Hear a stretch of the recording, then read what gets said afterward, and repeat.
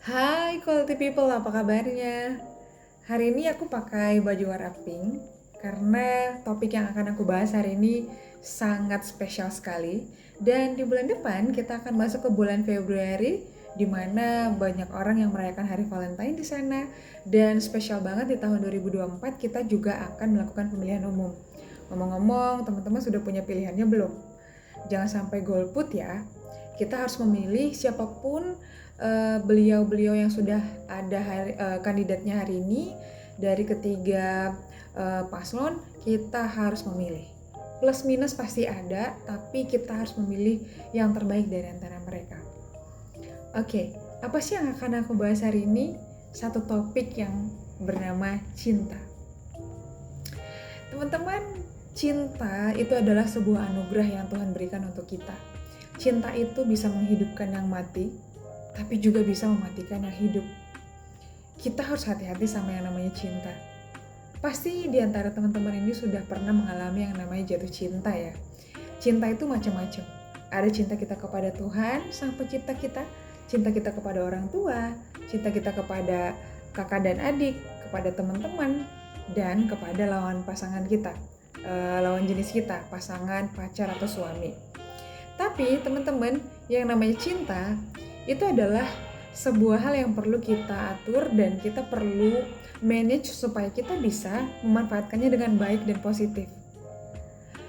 Cinta itu datang dengan sendirinya. Ada mungkin beberapa orang bilang cinta itu bisa ditumbuhkan dan cinta itu bisa dimatikan sendiri. Tapi the real love itu adalah sesuatu yang tumbuh dengan sendirinya, dengan natural, tanpa kita atur ataupun kita dengan sengaja melakukannya. Teman-teman, hari ini aku mau cerita tentang pengalaman percintaanku selama kurang lebih menunggu pasangan hidupku di usia 33 tahun. Mungkin di Indonesia usia itu sudah sangat tua ya untuk menanti yang namanya pasangan hidup. Tapi teman-teman, aku mau cerita bahwa ternyata ada banyak hal positif yang aku alamin ketika Tuhan mengizinkanku punya pasangan hidup di usia 33 tahun. Yang pertama, teman-teman, aku ngerasa aku lebih mature dan lebih siap, lebih dewasa di dalam menghadapi masalah. Ternyata ketika kita punya pasangan hidup ataupun menikah, kita tidak hanya mendapatkan bahagianya doang, tapi kita akan mulai bergesekan dengan karakter suami kita, yang itu dia sudah bangun selama dia dari kecil dengan keluarga yang berbeda dengan kita, dengan latar belakang karakter dan budaya yang berbeda. Dan sedikit banyaknya pasti akan terjadi clash di antara kita berdua. Kalau tidak siap ataupun tidak kuat dengan karakter yang ada ataupun tidak dewasa menghadapi masalah, pasti hancur. Yang kedua, teman-teman, positifnya adalah aku lebih tahu bagaimana sih memanage perasaanku ketika aku mengalami masalah-masalah kecil. Karena apa? Ternyata beberapa dari perempuan itu bermasalah dengan dirinya sendiri. Kita bermasalah di dalam memanage perasaan kita, dan beberapa orang biasanya mengekspresikan perasaannya itu dengan berlebihan. Sehingga lawan jenis kita menangkapnya dengan salah juga. Mereka bisa menangkap bahwa ini perempuan gak bener nih, gak normal nih, gak waras gitu ya. Atau beberapa bilangnya dengan kasar, kamu gila ya ternyata ya gitu. Nah, kita perlu memaintain itu. Sebagai perempuan, kita harus bisa jadi penolong bagi pasangan kita. Kalau kita belum siap, sebaiknya jangan dulu deh menikah. Karena gak segampang itu loh jadi seorang istri. Dan yang ketiga, saya bersyukur punya pasangan hidup di usia saat ini adalah ketika aku sudah mengalami pengenalan atas diriku sendiri. Teman-teman, ada nggak sih di sini yang masih belum kenal siapa sih dirinya sendiri? Bahkan kita juga masih bingung ya.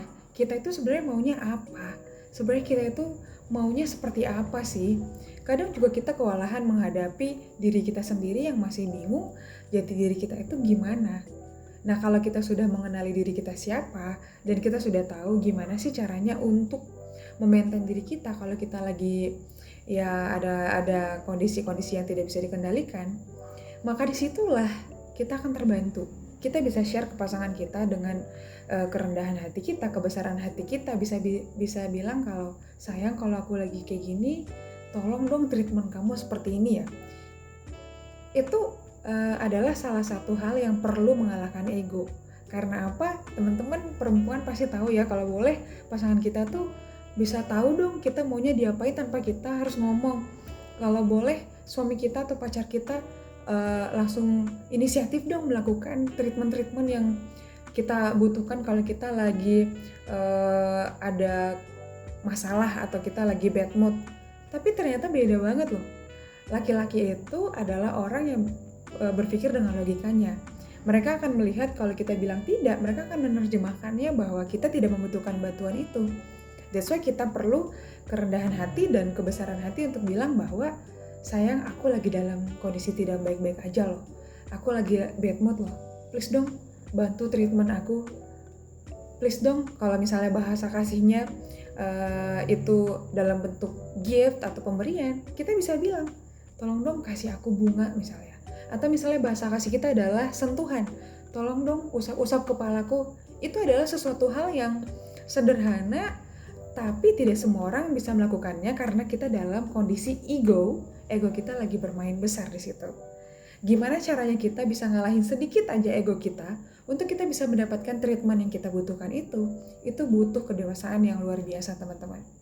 Jadi kalau misalnya ada hari ini kalian di usia 30 tahun belum mendapatkan suami atau istri atau pasangan hidup, udah deh, tenang aja, sabar aja, fokus aja pada pengembangan diri, fokus aja pada pengenalan diri kita, fokus aja pada pendewasaan diri dan karakter kita. Percayalah bahwa saat ini pun Tuhan sedang mempersiapkan pasangan kita untuk nanti pada waktu yang tepat akan dipertemukan pada orang yang tepat. Sedikit kesaksianku bahwa aku tidak pernah ekspektasi punya pasangan hidup seperti suamiku saat ini. Suamiku ini adalah orang yang juga udah usia 30, lebih tua 1 tahun daripada aku sendiri, dan tanpa sengaja kita berkenalan di Facebook, dan dengan cara Tuhan yang luar biasa akhirnya kita ketemuan cuman sekali, dan dari pertemuan itu Tuhan menguatkan kami untuk bilang bahwa ini adalah pasangan hidup yang sedang aku persiapkan selama ini gitu. Dan surprisingly, ternyata pasangan hidupku yang Tuhan pilihkan ini adalah orang yang benar-benar memenuhi kebutuhanku dari segala sisi. Dari segala emosional, dari karakterku, dari kebiasaanku, habitku, semua minusnya aku punya plusnya itu di dia gitu. Demikian juga sebaliknya. Semua minus yang ada di dalam dirinya dia, aku bisa penuhi karena aku memiliki hal tersebut. Ternyata pasangan itu seperti jari-jari kita yang saling melengkapi. Dan kalau hari ini teman-teman punya pacar, tapi mengalami banyak hal yang tidak baik, mulai dari fisik, mulai dari perkataan-perkataan yang tidak memberkati, mulai dari sikap tubuh yang tidak mengenakan, teman-teman mulai peka deh. Jangan-jangan bukan dia orang yang tepat. Tapi nggak usah kecewa ataupun nggak usah takut nanti gimana ya, masih dapat pasangan hidup lagi nggak sih gitu. Kadang kan kita takut ya, khawatir ya, kalau misalnya aku nanti putus, terus kita mulai lagi dari nol, kenalan lagi sama orang baru, tanya lagi dia orangnya gimana. Teman-teman nggak usah, jangan menyerah, karena dalam hidup ini kita perlu belajar terus dan menerus. Dan selama ini mungkin teman-teman berpikir capek deh belajar orang-orang baru mulu dari awal. Hey, bukankah hidup ini long life education? Nggak cuman mempelajari orang-orang yang baru kita kenal aja loh. Di dalam kehidupan kita pun, berteman, di dalam berkeluarga, itu juga kita perlu belajar lagi kan, dari nol lagi. Iya, semuanya kita akan pelajari dari awal. Sama seperti nanti kita punya anak. Anak pertama kita belajar banget tuh. Anak kedua juga kita harus pelajari lagi dari nol. Karena tidak semua orang sama. Dan disitulah sebenarnya seni di dalam kehidupan. Karena apa? Kita akan ketemu sama orang baru lagi, dan kita akan belajar hal baru lagi, kita mengenali hal-hal baru lagi. Gak usah sedih, gak usah takut, ataupun gak usah jadi minder. Kalau teman-teman sering banget putus cinta dan malu sama teman-teman, gak usah deh malu. Sedikit cerita, aku udah punya beberapa mantan ya di belakang, dan beberapa dari temanku juga ya sedikit mengolok bilang kalau wah gimana nih kamu udah punya pacar beberapa kali dan putus cinta. Tapi dulunya aku berpikir bahwa iya ya, aku kayaknya malu deh untuk kasih tahu teman-teman kalau misalnya aku punya pacar lagi gitu. Kayaknya pengen banget deh punya pacar satu baru, dan satu itu menjadi suami gitu ya. Tapi ternyata jalan setiap orang berbeda-beda. Apa yang aku alamin, punya beberapa pacar dan akhirnya jadi mantan, ternyata itu menjadi sebuah kekuatan bagiku untuk bisa tahu apa yang harus aku lakukan untuk suamiku nantinya.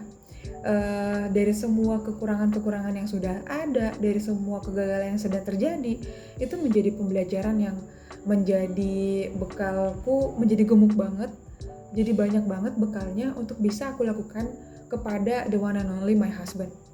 Dan itu memperkayaku di dalam treat laki-laki itu seperti apa ya yang terbaiknya gitu. Dan bisa kita make sure bahwa semua pengalaman yang ada itu akan kita buat menjadi sebuah pembelajaran yang bagus untuk nantinya punya rumah tangga yang luar biasa, yang memberkati orang lain juga. Jadi teman-teman jangan pernah menyerah untuk memulai lagi relasi yang baru, jangan pernah menyerah untuk mendoakan pasangan hidup kita, karena kita sudah diset oleh Tuhan berpasang-pasangan. Kalaupun ada yang hidup selibat ataupun tidak menikah, itu adalah panggilan bagi beberapa orang yang memang benar-benar Tuhan pilih.